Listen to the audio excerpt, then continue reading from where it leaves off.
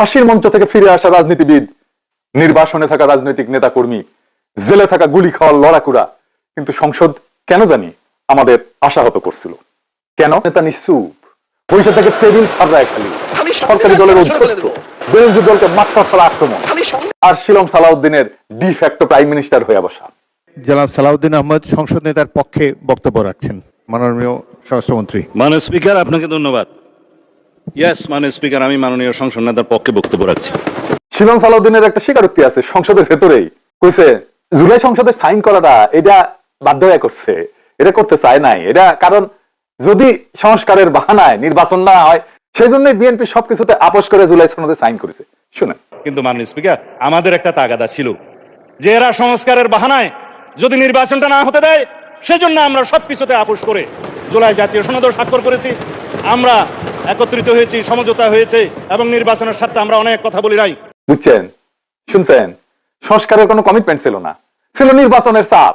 এটা হঠাৎ বলে নাই শিলং সালাউদ্দিন, আগে থেকে শুরু হয়েছে। এটা 1 নভেম্বর 2025 প্রেস ক্লাবে মেজর হাফিজ কইছে, এখন যে স্পিকার সে কইছে নির্বাচন হওয়ার স্বার্থে অনিচ্ছা সত্ত্বেও বিএনপি অনেক কিছু মেনে নিছে।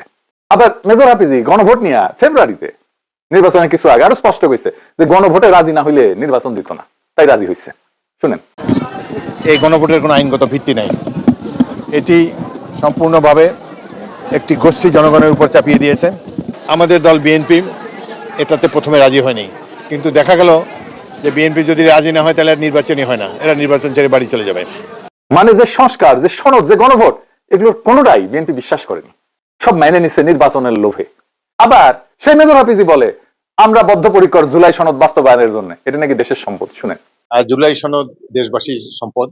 প্রত্যেক রাজনৈতিক যারা সংসদে যাদের প্রতিনিধিত্ব আছে তারা সবাই জুলাই সংসদে স্বাক্ষর করেছেন। বিএনপিও আমি মনে করি তারা জুলাই সংসদ বাস্তবায়নে বদ্ধপরিকর। দেশের সম্পদ, ক্ষমতা পেলে তখন এটা দেশের সম্পদ। মানে কোনো কনসিস্টেন্সি নাই তাদের, আলাপ আলোচনা কথাবার্তার কোনো কনসিস্টেন্সি নাই। একবার এক কথা বলে, আরেকবার আর এক কথা বলে, যখন যেটা কাজে লাগে সেটাই বলে। এর মধ্যে হইলো কয়েকটা গুরুত্বপূর্ণ অধ্যাদেশের অপমৃত্যু এই সংসদেই ঘটলো। আর একটা ঘটনা, যে অধ্যাদেশগুলো নতুন সংসদে পাশ না হইয়া বাতিল হয়ে গেল, তার মধ্যে কতগুলো ছিল জুলাইয়ের আত্মার সাথে সরাসরি সম্পর্কিত। গুম প্রতিরোধ অধ্যাদেশ, মানবাধিকার কমিশন অধ্যাদেশ, বিচার বিভাগের পৃথক সচিবালয়ের অধ্যাদেশ, সুপ্রিম কোর্টের বিচারপতি নিয়োগের অধ্যাদেশ। এগুলো হইলে সেই অধ্যাদেশ যেগুলো আয়নাঘর ভিক্টিমদের জন্য, গুম হওয়া ছেলেদের মায়েদের জন্য, ফ্যাসিবাদের শিকার পরিবারগুলোর জন্য তৈরি হয়েছিল। বিএনপি সরকারের অধ্যাদেশগুলো কার্যকারিতা হারায় নষ্ট হয়ে যাইতে দিল। বিএনপি যে সমস্ত যুক্তি দিল সেগুলো মিথ্যা এবং বানোয়াট। আমরা সেটা প্রত্যেকটা খণ্ডন করছি। আর তারেক রহমানকেও এর পার্ট বলেই মনে হইল, কারণ সংসদে যখন এই মেটাকার চলতেছিল তখন তারেক রহমান টেবিল ছাত্রায় উৎসাহ দিতেছিল।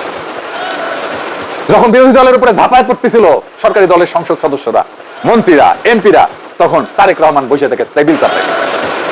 মাত্র 1 সপ্তাহ আগে বক্তৃতায় কইছে স্বৈরাচারের ভূত বিরোধী দলের উপর চাপছে। শুনেন, ও বাবা, আমরা দেখি যে এখন যারা বিরোধী দলে বসছে এরাও একই কাজ শুরু করে দিয়েছে। ওই যে স্বৈরাচারের ভূত এদের উপরে আসর পড়ে গেছে। শুনেছেন, নিজেই কইছে। আর চুপ্পুর সাথে তো মধুচন্দ্রিমা আছেই। এই উৎসাহিত হইয়া ইশরাক কইয়া বসলো বিরোধী দলের পতন ঘটবে। শুনেন, আমাদেরকে যদি হুমকি দেওয়া হয় তাহলে সম্মানিত বিরোধী দলের প্রতি সম্মান রেখেই বলছি, আপনারা যদি আমাদেরকে পতন করার হুমকি দেন তাহলে বিরোধী দলের অবস্থান থেকে আপনাদেরকে পতন ঘটানো হবে ইনশাআল্লাহ। শুনেছেন, পতন। একটা রাজনৈতিক দল যখন সরকারে নির্বাহী ক্ষমতা হারায়, সেটা যদি আন্দোলনের মাধ্যমে হয় সেটাকে বলা হয় পতন। মানে সরকারে থাকলে সেটা পতন হয়। বিরোধী দলের তো কোনো নির্বাহী ক্ষমতাই নাই, তার পতন হবে কোথায় থেকে? সে কোথায় ছিল আর কোথায় নামবে? সে তো ছিল না কোথাও। এটা ভুলভাবে বলা কথা না, এটা এমন না যে ভুলভাবে কইছে। এটা হইতেছে একটা মানসিকতা, মেন্টালিটি, ফ্যাসিস্ট মানসিকতা। যে মানসিকতা হাসিনার ছিল, বিরোধী দলকে ধ্বংস করবে, নির্মূল করবে। ইশরাক কম বয়সী, ওই একই কথা মির্জা ফখরুল কইছে জামাতে ইসলামকে নির্মূল করা হবে, পিছিয়ে আবার লাগিয়ে দিছে রাজনৈতিক ভাবে। তাদের যে অতীত ইতিহাস, সেই ইতিহাস আমরা সবাই খুব ভালো করে জানি। সেই কারণেই সমগ্র জাতি অত্যন্ত সচেতনভাবে তাদেরকে প্রত্যাখ্যান করেছে এবং আগামীতে যেন পুরোপুরি তাদেরকে নির্মূল করা যায় রাজনৈতিকভাবে, সেইভাবেই আমাদেরকে কাজ করতে হবে। এই বুড়া হাঁটতে পারে না ঠিক মতো, জামাতে ইসলামকে নির্মূল করবে, সেই একই বাকশালী মাইন্ডসেট, বুঝিসাও। তারপরে তার একটা ঘটনা ঘটলো, আপনারা সবাই দেখছেন। কি সেটা? শাহবাগ থানা মব। এর মধ্যে শুরু হইলো ছাত্র দলের আর এক কীর্তি। শিক্ষা প্রতিষ্ঠানগুলোতে শিবিরের সাথে পায়ে পাড়া দিয়ে ঝগড়া করলো, গুপ্ত লিখলো, গুপ্ত তা আবার ঠিক মতো লিখতে পারে না। তারপর শাহবাগে থানার মধ্যে ডাকসুর 2 নেতাকে মারধর করলো। অভিযোগ কি? সবাই জানে, একটা ফেক স্ক্রিনশট। সেই ফেক স্ক্রিনশট নিয়ে মামলা দিতে জোবাইর গেছে থানায়। থানায় নাকি ওসি ছিল না, থানার মধ্যে পেটানো হইলো, পেটাইতে দেওয়া হইলো। প্রফেসর ইউনূসের আমলে যারা মব করে চিল্লাইতো তারা এখানে মব দেখলো না। আর বাঙ্গুলি বারেল দেশ সেপাওয়ালার নেত্র নিউজের এক্সিকিউটিভ এডিটর সেই মব হামলাকে সেলিব্রেট করলো।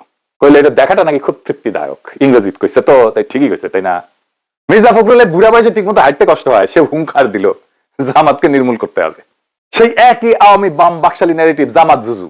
দুঃখের কথা হইতেছে কতগুলো এখন বিএনপির মুখে, যারা কিনা 15 বছর জোটের শরিক ছিল, যাদের সাথে কাঁধে কাঁধ মিলে আন্দোলন করছে, যাদের সাথে একসাথে সরকার গঠন করছে, যাদেরকে মন্ত্রিত্ব দিছে, যাদের গাড়িতে জাতীয় পতাকা তুলে দিছে, তাদের সাথে এখন এটা করতেছে, সব ভুলে গেছে। তো এইটা কি বোঝায়?